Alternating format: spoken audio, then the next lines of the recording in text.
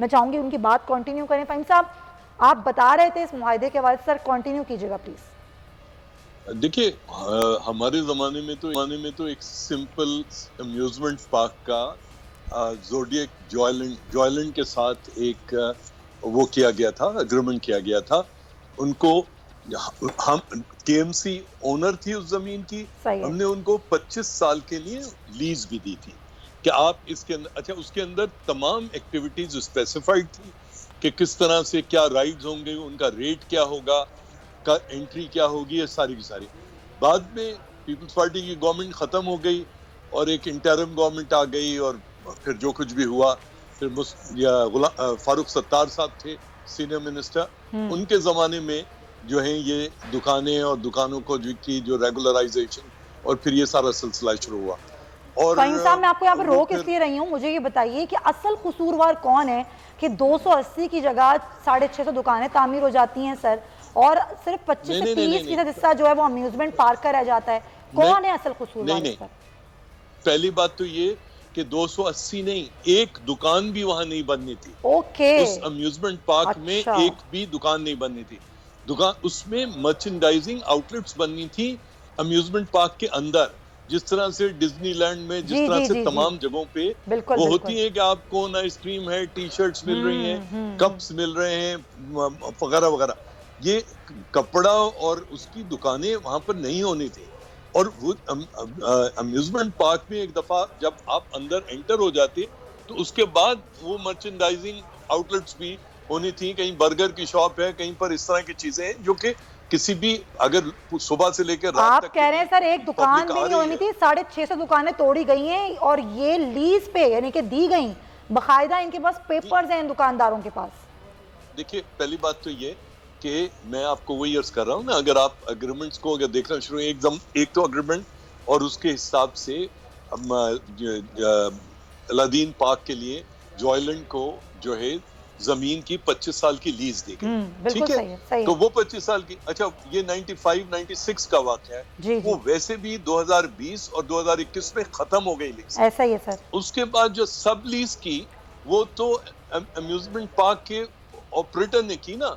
अच्छा, उसकी भी शायद गलती नहीं, उसने जो कुछ किया उसको केएमसी में, जो उस वक्त केएमसी थी, बाद में या बाद में नेमतुल्लाह खान आए, उन्होंने ये जो सब एक फारूक सत्तार साहब के जमाने में और फिर उसके बाद में नेमतुल्लाह खान के जमाने में सब्सिक्वेंट एग्रीमेंट्स हुए, उन एग्रीमेंट्स के तहत उन दुकानों को रेगुलराइज किया गया। मगर एक चीज जो दी आपको 25 साल के लिए थी केएमसी ने, वो तो वैसे भी 2020-2021 सर ये तो बिल्कुल मैंने बात की अभी, दुकानों पे क्यों रोल है? हाँ बिल्कुल आप सही कह रहे हैं, ये अभी हमने गुफ्तगू की है कि उस वक्त केएमसी ने कार्रवाई क्यों नहीं की। ठीक है, आपका पॉइंट आया लगारी साहब। अभी नेमतुल्लाह साहब का नाम आया और अभी जो ये दरख्वास्त दायर की गई थी जिस पर सुप्रीम कोर्ट ने कार्रवाई का हुक्म दिया और ये सब कुछ हो रहा है, ज़ाहिर है वो भी जो दायर की गई वो भी बड़ी इंपॉर्टेंट है और उसके बाद कार्रवाई हुई, लेकिन उससे पहले जो कुछ ना हो सका और एक भी दुकान, मैं तो हैरान हो रही हूँ सुन के फ़हीम साहब की बात कि एक भी दुकान तामीर करने की परमिशन नहीं थी। इनकी जितनी दुकानें थी वो सब गैर कानूनी थी। बड़े मज़े से सालों ये मामला चलता रहा, किसी को होश ही नहीं आया जब तक अदालत ने हुक्म नहीं दिया। देखें फ़हीम साहब, 2 बार हुए हैं एडमिनिस्ट्रेटर और दोनों बार मैं नहीं समझता हूँ कि उन्होंने किसी किस्म की कोई इर्रेगुलरिटी की है, और उन्होंने हमेशा इस बात को देखा है कि रूल्स क्या कहते हैं और ज़वाबित क्या कहते हैं और उसके मुताबिक जो काम हुआ है वो हुआ होगा।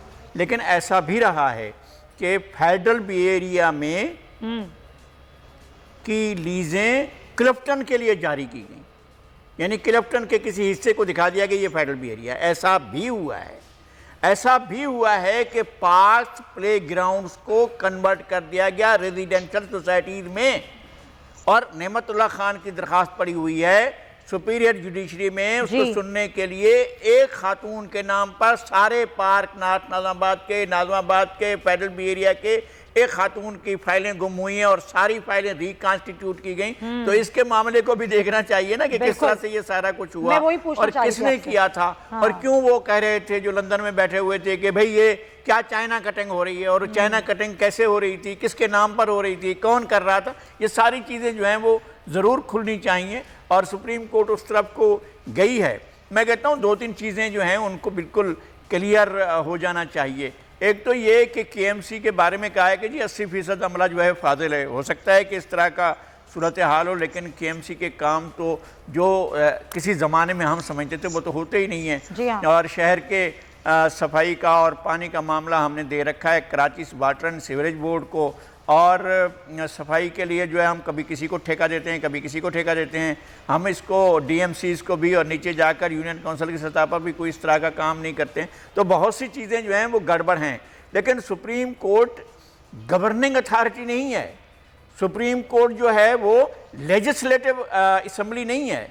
सुप्रीम कोर्ट बहरहाल एक कानून के दायरे में ही काम करेगी और कानून के दायरे से वो बाहर नहीं जाएगी और ना जा सकती है। सही है। तो हमें पहले ये देखना चाहिए कि जो गलतकारियां हुई हैं उनके बारे में एग्जेक्टिव सतह पर कोई तहकीकात होनी चाहिए। सर, यही सवाल और है मेरा मेरा। हाँ जी, मैं यही अर्ज करता हूँ कि जुडिशरी को भी इसमें मदद करनी चाहिए, जुडिशरी को गाइडलाइन देनी चाहिए कि किस तरह से चीज़ों को गड़बड़ किया गया और कब किया गया और कैसे किया गया और क्यों किया गया। सही, बिल्कुल सही। फ़हीम साहब, मैं आपसे बस आखिर में सर ये बात करना चाहूँगी कि ज़ाहिर है एक आम आदमी जिसने अपनी पूरी जमा पूंजी लगा के अपना मकान या अपनी दुकान जिसका बंदोबस्त किया, उसको नहीं मालूम था कि ये सब कुछ गैर कानूनी तामीर हुआ हुआ है, यहाँ क्या मामला है, उसका ज़्यादा नुकसान हो रहा है।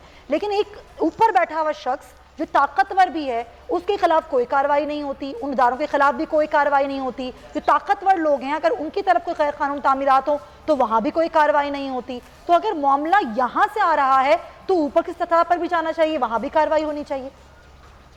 देखिए, सबसे पहली बात तो ये कि सरकार में जो भी काम होता है वो लिखत पढ़त के साथ होता है, फाइल के साथ होता है, ठीक है। तो इन तमाम चीज़ों की, चाहे नज़ीर लगारी साहब जिन उनकी बात कर रहे हैं केसेस की, या अम्यूजमेंट पार्क की आप बात करें, ये सारी की सारी चीज़ें डॉक्यूमेंटेड हैं फाइल्स के ऊपर। मैं तो सुप्रीम कोर्ट से ये रिक्वेस्ट करूंगा कि भाई आप एक रजिस्ट्रार की सरबराही में 2 वकीलों के साथ, कोई अच्छे, इस शहर में ऐसा तो नहीं है कि अच्छे वकील या अच्छे शहरी अवेलेबल नहीं है, उनकी एक कमीशन बना दें, एक वो कर दें, वो उनको शिफ्ट करके बता दें कि क्या हुआ। खुद सुप्रीम कोर्ट उनको स्टडी कर दे। अच्छा देखिए, मैं कारोबारी आदमी हूँ, अगर फर्ज कीजिए अगर मैं कारोबारी आदमी हूँ, मैं केएमसी के पास जाता हूँ, मैं कहता हूँ मैं ये करना चाहता हूँ, केएमसी इजाजत देगी तो मैं करूंगा ना। अगर केएमसी ने उसकी इजाजत, अगर मैंने उस चीज को वायलेट किया है तो केएमसी फुल राइट में है कि उसको तोड़ दे, खत्म करे, रिपोजेस कर ले। सब्सक्राइब करें और बेल दबाएं ताकि कोई खबर रह न जाए।